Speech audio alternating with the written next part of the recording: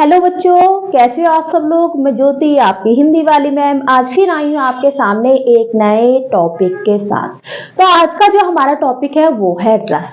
लेकिन रस पढ़ने से पहले मैं आपको कहना चाहूंगी कि हमारे चैनल को लाइक एंड सब्सक्राइब करना ना भूलें, ठीक है। तो आज का हमारा जो टॉपिक है रस, ये बहुत ही ज्यादा इंपॉर्टेंट है। क्यों? क्योंकि एनसीईआरटी की बुक में भी है, यूपी बोर्ड में भी लगता है, सीबीएसई बोर्ड में भी लगता है, हम जो कॉम्पिटिशन में बैठते हैं वहां पर भी आता है, ठीक है। तो आज हम देखेंगे रस। पहले सवाल उठता है कि रस है क्या। देखिए, किसी भी काव्य को पढ़ने के बाद हमारे मन में जो भाव उत्पन्न होते हैं उन भावों को हम रस कहते हैं, ठीक है। काव्य जैसे हम पढ़ते हैं तो कभी हमने हंसी वाला पढ़ लिया, कभी खुशी वाला पढ़ लिया, कभी दुख वाला पढ़ लिया। तो जैसी फीलिंग्स हमारे मन में आती है, जैसे भाव हमारे मन में आते हैं, उन भाव को ही हम रस कहते हैं, ठीक है। सबसे पहले हम देखेंगे इसकी परिभाषा कि रस होता क्या है। परिभाषा, ठीक है। तो परिभाषा क्या है? काव्य को पढ़ने या सुनने, ठीक है, काव्य को पढ़ने या सुनने, ठीक है, या चिंतन करने से जिस अत्यंत आनंद का अनुभव होता है, काव्य को पढ़ने या सुनने या चिंतन करने से, ठीक है, चिंतन करने से जिस अत्यंत, ठीक है, जिस अत्यंत आनंद का अनुभव होता है, ठीक है, उसे रस कहते हैं, ठीक है बेटा। काव्य को पढ़ने या सुनने, ठीक है, जब भी हम काव्य को पढ़ते हैं, चाहे तो खुद पढ़ लो या उसको सुन लो, ठीक है, या उसके बारे में समझ लो, चिंतन कर लो, तो ठीक है। अब इन पढ़ने, समझने या चिंतन करने से जिस अत्यंत आनंद, ठीक है, अत्यंत आनंद का अनुभव होता है उसे रस कहते हैं। रस स्वादन करना, ठीक है, हमने काव्य पढ़ लिया, सुन लिया या देख लिया कुछ, या कुछ अजीब चीजें देख ली, कुछ अच्छी चीजें देख ली, कुछ अच्छा दृश्य देख लिया, तो उसको देखने से, उसको पढ़ने से, उसको सुनने से जो हमारे मन में जो भाव, जो फीलिंग आती है, उस फीलिंग को, उस भाव को क्या कहते हैं हम? रस, ठीक है। रस समझ में आया। सर्वप्रथम रस का प्रयोग क्या हुआ? भरत मुनि के नाट्य शास्त्र में सबसे पहले उन्होंने रस का प्रयोग किया, रस के बारे में बताया। भरत मुनि की नाट्य शास्त्र एक बुक है, उसमें रस के बारे में बताया गया। तो उन्होंने रस की कैसी परिभाषा बताई है, ठीक है, वो देखते हैं। भरत मुनि के नाट्य शास्त्र में सर्वप्रथम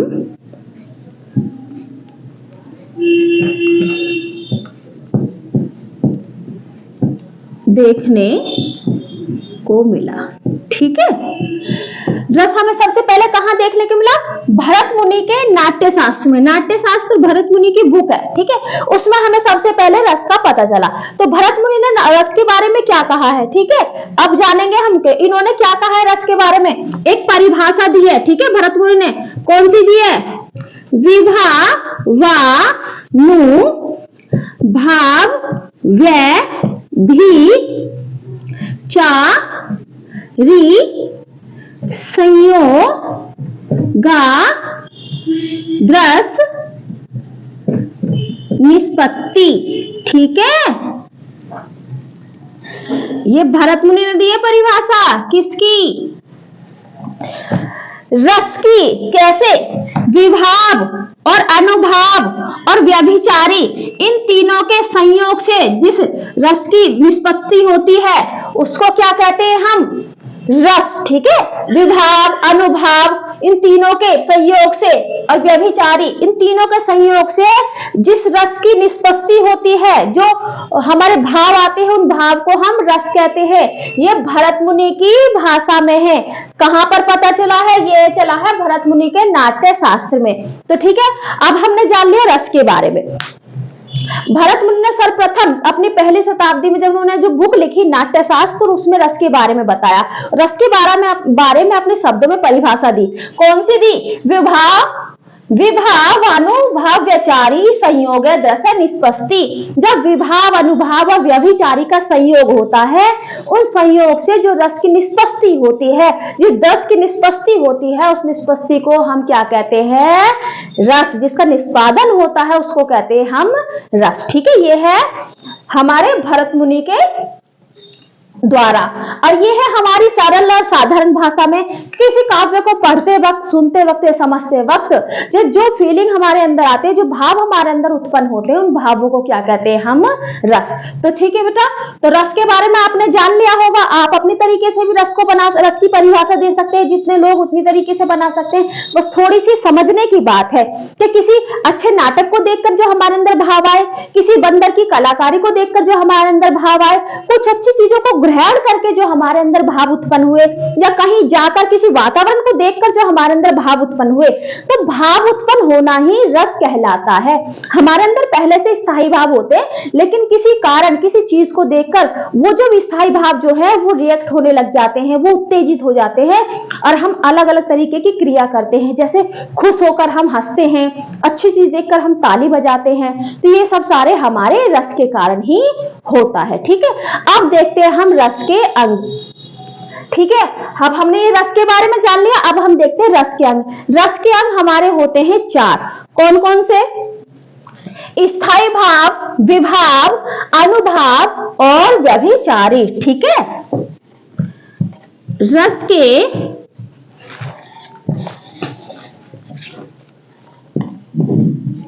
के अंग कितने हो बेटा? अभी बताया, रस के 4 अंग होते हैं।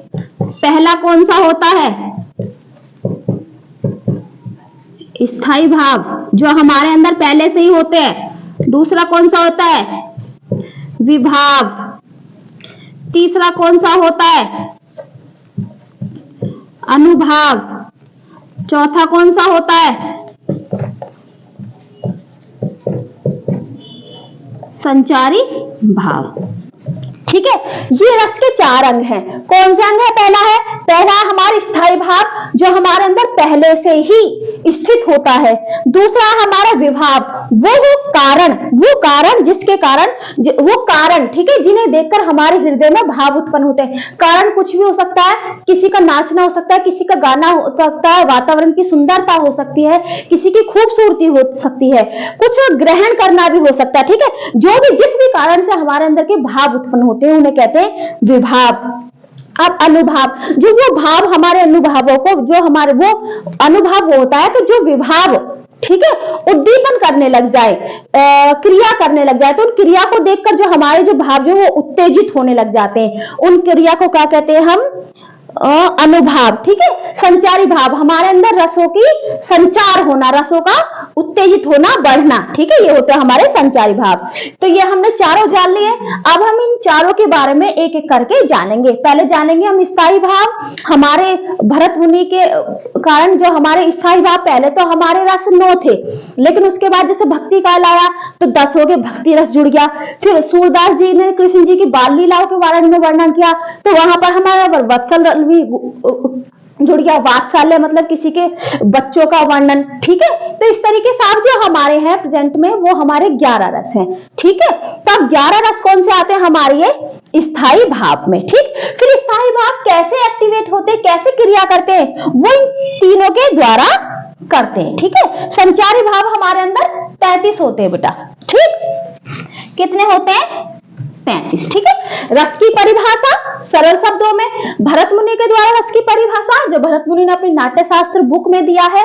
उसके बाद रस के अंग स्थायी भाव जो हमारे पहले 9 थे अब 11 है। ठीक है, आजकल की बुक में जो आपके एनसीईआरटी में 11 दे रखे हैं। उसके बाद विभाव, उसके बाद अनुभाव और उसके बाद संचारी भाव। अब हम इन तीनों के बारे इन चारों के बारे में अब हम विस्तार से जानेंगे। ठीक है बेटा,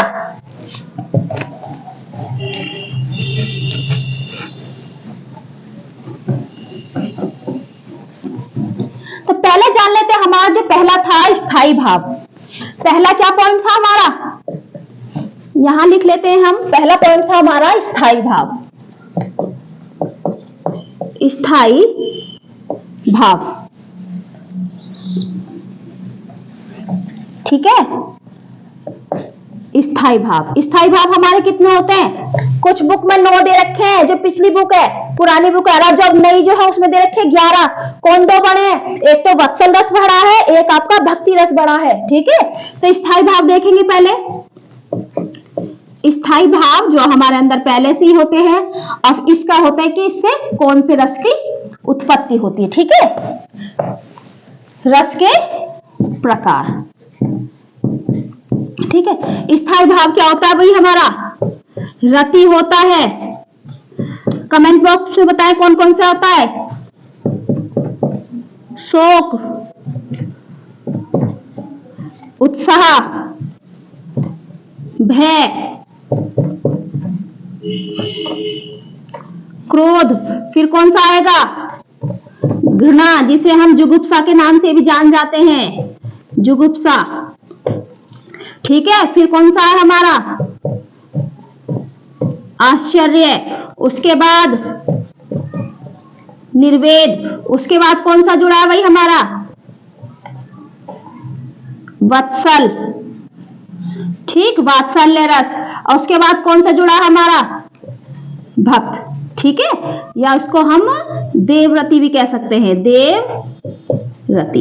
ये तो होते हैं हमारे स्थायी भाव जो हमारे अंदर पहले से ही विद्यमान होते हैं। ठीक है, अब किसी कारण से जब ये हमारे अंदर, जब ये संचारित होने लग जाते हैं, चालू होने लग जाते हैं, तो फिर कौन से रस में आ जाते हैं? जैसे रति का कौन सा हो जाएगा? बताइए जल्दी।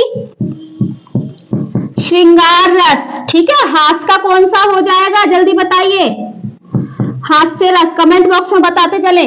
शोक का कौन सा हो जाएगा? करुण रस। उत्साह का कौन सा हो जाएगा? बताइए जल्दी भाई। उत्साह, उत्साह का हो जाएगा हमारा वीर रस। भय का क्या हो जाएगा हमारा? भयानक रस, भयानक रस। ठीक है,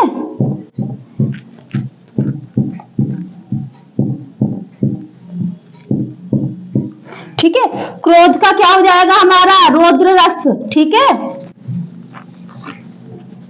क्रोध का कौन सा हो जाएगा बेटा? रौद्र रस। ठीक है, और हमारा ये रह है, रौद्र रस। घृणा जुगुप्सा का क्या हो जाएगा हमारा? विभत्स, विभत्स रस। ठीक है, हमारा आश्चर्य का क्या हो जाएगा? बताएं जल्दी, आश्चर्य क्या हो जाएगा हमारा? अद्भुत रस। ठीक है, अद्भुत रस। निर्वेद का क्या हो जाएगा हमारा? निर्वेद का होगा हमारा शांत रस। वत्सल का क्या हो जाएगा हमारा? वात्सल्य रस। भक्तकार देव का क्या हो जाएगा हमारा? भक्ति रस। ठीक है, तो देखिए बेटा, ये तो हमारे स्थायी भाव है जो हमारे अंदर होते हैं। अब किसी कारण से, किसी उद्दीपन के कारण, किसी आलंबन के कारण जब ये संचारित होते हैं तो फिर वो हमारे ये वाले रस हो जाते हैं, रति। ठीक है, रति श्रृंगार। अगर किसी में हम देवी देवताओं का वर्णन करते हैं, किसी की सुंदरता हमें बहुत ज्यादा प्रिय लगती है, किसी सुंदरता का वर्णन करते हैं, तो वो हो जाता है हमारा श्रृंगार रस। ठीक है, जहां पर भी राधा और कृष्ण की सुंदरताओं का वर्णन किया गया है वहां पर हमारा श्रृंगार रस होता है। हास रस, जब काव्य में कोई हंसी की बात की जाए, ठीक है, जब काव्य में हंसी की बात की जाए तो वहां पर हो जाता है हमारा हास्य रस। जब काव्य में शोक की बात की जाए, करुणा की बात की जाए, ठीक है, तो वहां पर हो जाता है हमारा करुण रस। उत्साह, जब हम ऐसा काव्य पढ़ते हैं जब किसी की वीरता का वर्णन होता है, किसी की राजा महाराजाओं की वीरता का ही वर्णन होता है, तो वहां पर वीरता के वर्णन में कौन सा रस हो जाता है? वीर रस। भय, जब कहीं पर भयानक चीजें हो, डर का अनुभव हो, काव्य को पढ़कर जब हमें भय की उत्पत्ति हो, भय संचारित हो, तो वहां पर हो जाता है हमारा भयानक रस। क्रोध, जब काव्य को पढ़कर हमें क्रोध आए, किसी को हम मारपीट करता देखें और वहां पर हमें यहाँ बैठे बैठे गुस्सा आ रहा है, क्रोध आ रहा है, तो हमारे अंदर कौन सा रस आ गया है? रौद्र रस। यहाँ रौद्र रस में शिव जी के तांडव के जो वर्णन होता है वो भी रौद्र रस में आता है। घृणा और जुगुप्सा, घृणा और जुगुप्सा वहां होता है बेटा जब काव्य में हम मारकाट देखते हैं, तलवार का वर्णन करते हैं, जैसे झांसी की रानी का युद्ध होता है, बाद में तलवार से यहाँ खून पड़ा वहां खून पड़ा है, या जब शंकर जी ने तांडव करा तो उसके बाद का जो दृश्य है, हर जगह खून खून खोपड़ी खोपड़ी पड़ी है, तो वो वाले दृश्य को अगर हम देखते सुनते हैं, उसके बारे में चिंतन करते हैं, तो हमारा विभत्स रस आ जाता है। ठीक है, अब है आश्चर्य रस, किसी चीज को देखकर हमें आश्चर्य हो, अरे ऐसा तो होना नहीं चाहिए था, अरे ऐसा कैसे हो गया, तो वहां पर होता है हमारा आश्चर्य रस। निर्वेद, जब शांत लगा जाए, कोई चीज शांति हो, ठीक है, किसी की याद में कोई शांत भरा कोई गीत गाता है, जैसे 12th क्लास में कार्नेलिया का गीत है ना, 12th क्लास में आपका और कौन सा था, कार्नेलिया का देवसेना का गीत, वो शांत लगा जाती है, तो यहाँ पर होता है हमारा शांत रस। वत्सल, सूरदास जी ने श्री कृष्ण के बचपन का वर्णन जहां जहां करा, उनकी बाल लीलाओं का वर्णन कहा जहां जहां करा, उस सब में हमारा वत्सल रस है। और भक्ति रस तो हमारा पूरा भक्ति काल ही भक्ति रस से भरा हुआ है, जब जिन जिन कवियों ने, जिन जिन आचार्यों ने अपने अपने आराध्य के बारे में गाया है, लिखा है, सुना है, वो सारा हमारा भक्ति रस के ही अंतर्गत आता है। तो यहां जान लिया हमने अपने स्थायी भाव जो हमारे अंदर पहले से ही रहते हैं, और किसी कारण से, किसी उद्दीपन के कारण जब ये संचारित हो जाते हैं तो ये वाले रस के प्रकार हो जाते हैं। ठीक है, ये हमारे अंदर होते हैं, जब ये संचारित होते हैं तो ये हो जाता है श्रृंगार रस कहते हैं इसे। ठीक है, हास को हास्य रस, शोक को करुण, उत्साह को वीर, भय को भयानक और क्रोध को रौद्र, और घृणा का विभत्स, आश्चर्य का अद्भुत, निर्वेद का हो जाता है हमारा शांत। ठीक है, और वत्सल का वात्सल्य, भक्ति का हो जाता है हमारा भक्ति काल। अब देखिए एक चीज और है बेटा, ये यहाँ पर पेपर में इस तरीके से भी आ सकते हैं कि रति का स्थायी भाव क्या है, श्रृंगार का स्थायी भाव क्या है, हास्य रस कौन सा है, या शोक स्थायी भाव का रस कौन सा है, वीर रस का स्थायी भाव क्या है, भयानक का स्थायी भाव क्या है। इस तरीके से एक एक नंबर के छोटे छोटे क्वेश्चन बन जाते हैं, हमारे कंपटीशन में भी बन जाते हैं जो साहित्य वाले होते हैं, और हमारे एग्जाम में भी बन जाते हैं। एक एक नंबर का क्वेश्चन यहाँ से बनता है, जब ये हमारा टॉपिक लगाते हैं इसमें से क्वेश्चन बनना ही बनना है। ठीक है, और ये 10th 12th 11th में ज्यादा मतलब और कंपटीशन ज्यादा हाई लेवल का नहीं पूछते, इतना ही पूछ लेते हैं, या कोई पंक्ति काव्य की 2 लाइनें दे देंगे, उन्हें पढ़ के आपको बताना होगा कि कौन सा इसमें रस है। ठीक है, या किसी रस का प्रकार दे देंगे, उसका स्थायी भाव पूछ लेंगे, ये हम देख लेंगे। तो पहले रस के अंग का जो पहला अंग था, रस के अंग का, ठीक है, जो पहला प्रकार था वो था स्थायी भाव, जो हमने जान लिया। अब हम दूसरा देखेंगे, दूसरा क्या हमारा विभाव। ठीक है, तो इसको मिटो दे बेटा, हाँ इसको मिटो देते हैं।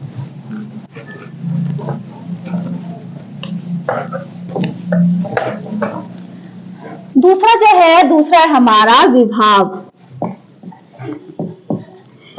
विभाव को हम कारण भी कह देते हैं। ठीक,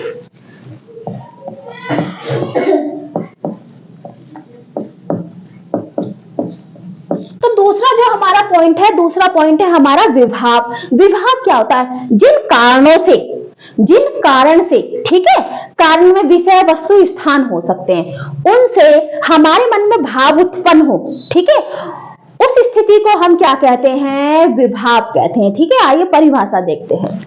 परिभाषा है इसकी कि जिन कारणों से मानव के हृदय में, जिन कारणों से मानव के हृदय में, ठीक है, जिन कारणों से मानव के हृदय में स्थित भाव विकसित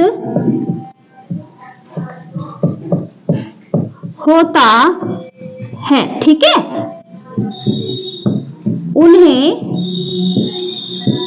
विभाव कहते हैं, ठीक है। जिन कारणों से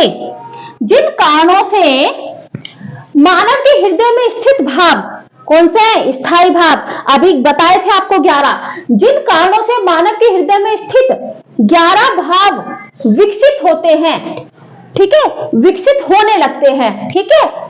जिन कारणों से मानव के हृदय में स्थित भाव विकसित होता है, ठीक है, उन्हें विभाव कहते हैं। अब इसके भी 2 अंग है, ठीक है, इसके भी बेटा 2 अंग है। कौन सा? एक है आलंबन, एक है उद्दीपन। देखते हैं, इसके भी 2 पार्ट हैं। कौन से? विभाव। एक कौन सा है हमारा? आलंबन। दूसरा कौन सा है हमारा? उद्दीपन, ठीक है। पहला है हमारा आलंबन और दूसरा है हमारा उद्दीपन। अब आलंबन क्या होता है बेटा? जैसे मैं आलंबन बता देती हूँ।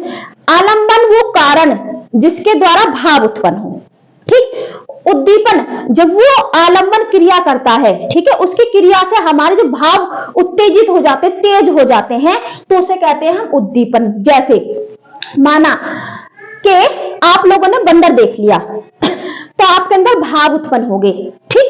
तो वो बंदर क्या हो गया? वो बंदर हो गया हमारा आलंबन। और जब वो आलंबन, वो बंदर जब नाचता है, ठीक, वो बंदर जब नाचता है तो आपके अंदर के जो भाव है वो और ज्यादा उत्तेजित हो जाते हैं। तो उसका नाचना क्या कहलाएगा? उसका नाचना कहलाएगा उद्दीपन, ठीक है।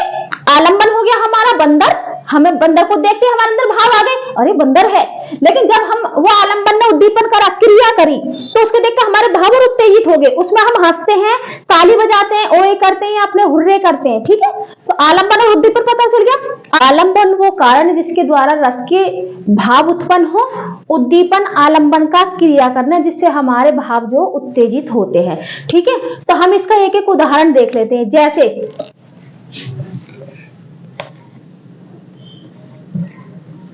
बंदर, ठीक है, यहां पर बंदर का नाचना, ठीक, और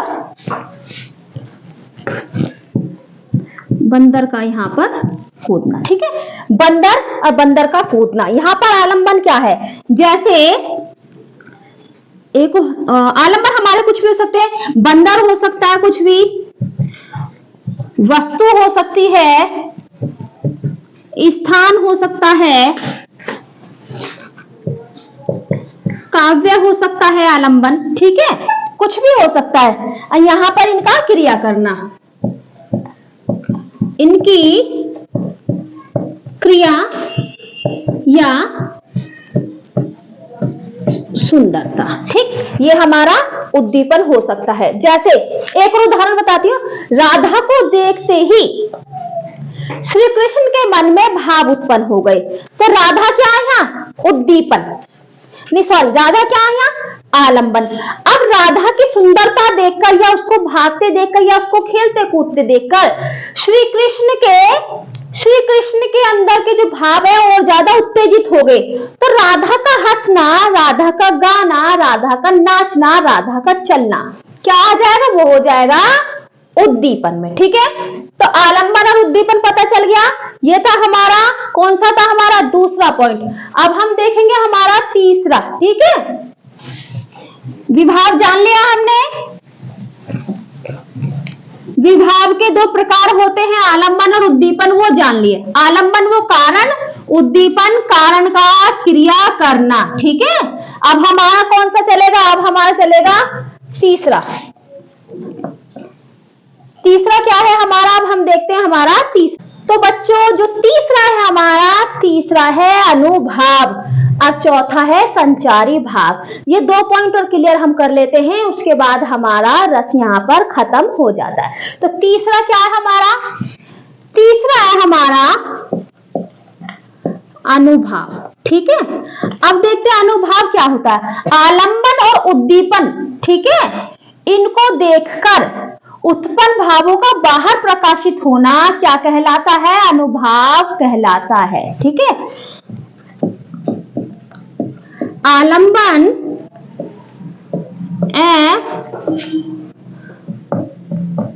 उद्दीपन। ठीक है, आलंबन और उद्दीपन विभावों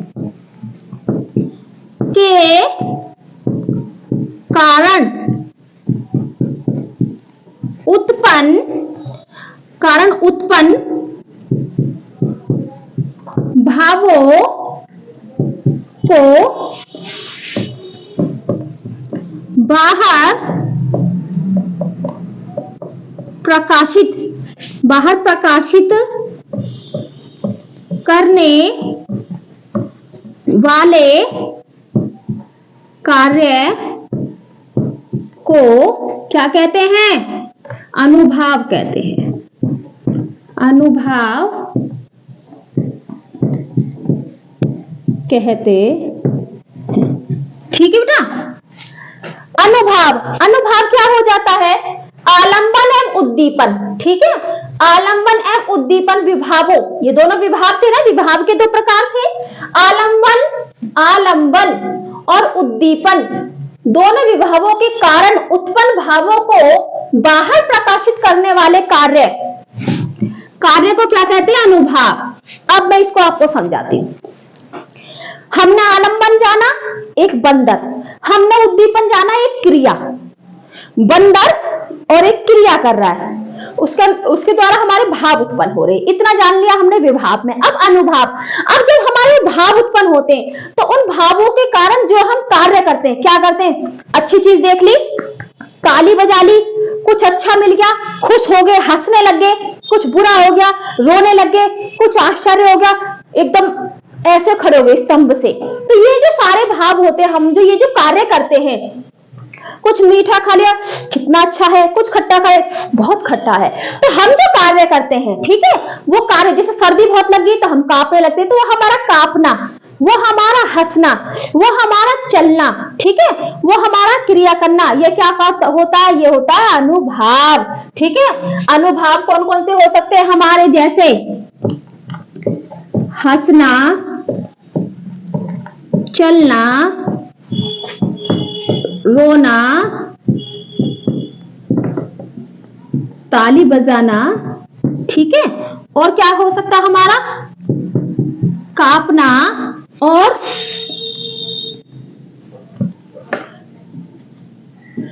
बताओ बेटा कमेंट बॉक्स में, लज्जा करना। ये इस तरीके के हो गए हमारे अनुभाव। ठीक है, कूदना, भागना, ठीक है। देखिए भाई, अच्छी चीज देख ली, हंसी आ गई, कुछ हो गया चलने लगे, कुछ गलत हो गया रोने लगे, कुछ बहुत बढ़िया किसी का नाच देख लिया ताली बजाने लगे, ठंड लगी कांपने लगे, कुछ हमसे गलती हो गई लज्जा आने लगी, ठीक है, कूदने, कोई कुत्ता पीछे पड़ गया कूदने लगे, भागने लगे। तो ये सारे क्या है? ये सारे हमारे अनुभाव।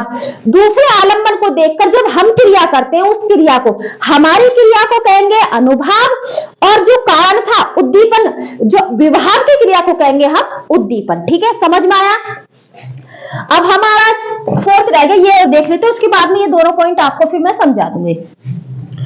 चौथा है हमारा संचारी भाव। संचारी भाव, चौथा है हमारा संचारी भाव। अब संचारी भाव किसे कहते हैं ये देखते हैं हम। ठीक है, संचारी भाव है हमारे वह भाव जो स्थायी भाव की ओर चलते हैं, वह भाव जो स्थायी भाव की ओर चलते हैं। ठीक है, जिससे स्थायी भाव रस का रूप धारण कर लेते हैं। ठीक है, अब उदाहरण देख लेते हैं, इसके बिना उदाहरण के आपको समझ में नहीं आएगा। उदाहरण, ठीक है, उदाहरण है शकुंतला के प्रति रति भाव के कारण, ठीक है, रति भाव के कारण उसे, सॉरी बेटा, उसे देखकर दुष्यंत के मन में मोह, ठीक है, हर्ष, आवेश आदि जो भाव उत्पन्न होंगे, ठीक है, उन्हें संचारी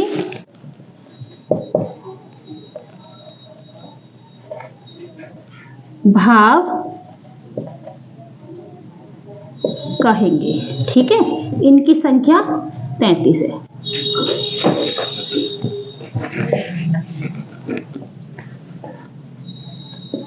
इनकी संख्या 33 है। देखिए, अब संचारी भाव जो हमारे माने हैं आचार्य ने, वो 33 माने।